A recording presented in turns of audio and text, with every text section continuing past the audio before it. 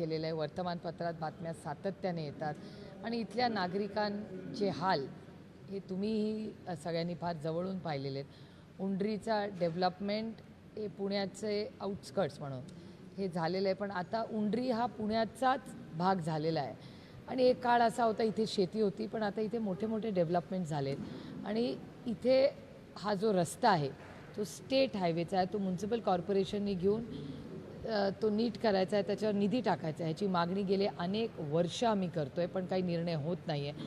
त्याचबरोबर मध्ये आम्ही तिथे स्ट्रीट लाईट्स लावून घेतले, डंपर इथे सारखे येतात, त्यामुळे इथे ॲक्सिडेंट झालेले आहेत, त्याच्यातून काही मुलांचाही दुर्दैवी अपघाती मृत्यू झालेला आपण सगळ्यांनीच पाहिलेला आहे। त्यामुळे अतिशय भयानक परिस्थिती आहे। माझी महाराष्ट्र सरकार आणि पुणे म्युनिसिपल कॉर्पोरेशन त्या कमिशनरांचं सविस्तर ह्या सगळ्यांचं माझं आत्ता बोलणं झालं। कॉर्पोरेशनने आम्हाला शब्द दिला आहे की 3 आठवड्याचा वेळ आम्हाला द्या, आम्ही काहीतरी मार्ग काढतो। त्याच्यामुळे 3 आठवडे आम्ही पुणे म्युनिसिपल कॉर्पोरेशनवर विश्वासाच्या नात्याने वाट बघतोय की इथले डंपरचा जो इश्यू आहे, पोल्युशनचा इश्यू आहे आणि ज्या पद्धतीने ॲक्सिडेंट्स होत आहेत हे कुठेतरी तातडीने थांबलं पाहिजे। दुसरे RMC प्लॅन्टच्या संदर्भात पण पुणे शहराचाच पूर्णतः हा प्रॉब्लेम आहे।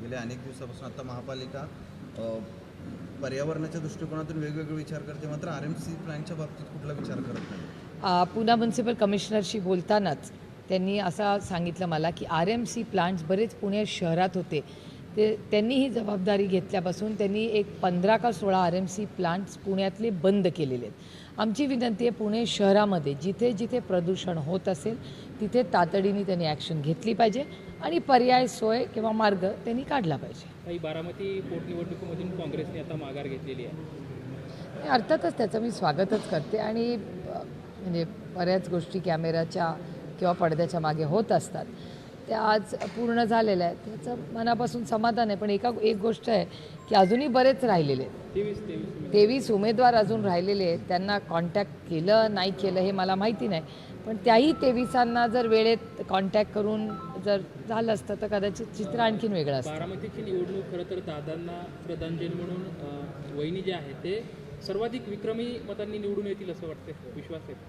मी तुम्हाला सांगू, म्हणजे शुभेच्छा आहेत ज्या कॅन्डिडेटला, पण माझ्या भाऊ गेल्यानंतरचं इलेक्शन त्याचं दुःख आम्हाला आहे, त्याच्यामुळे विक्रम होईल नाही होईल माझ्या शुभेच्छा आहेत त्यांना, पण त्याचबरोबर दुःख एका गोष्टीचं आहे की माझा भाऊ गेला आहे।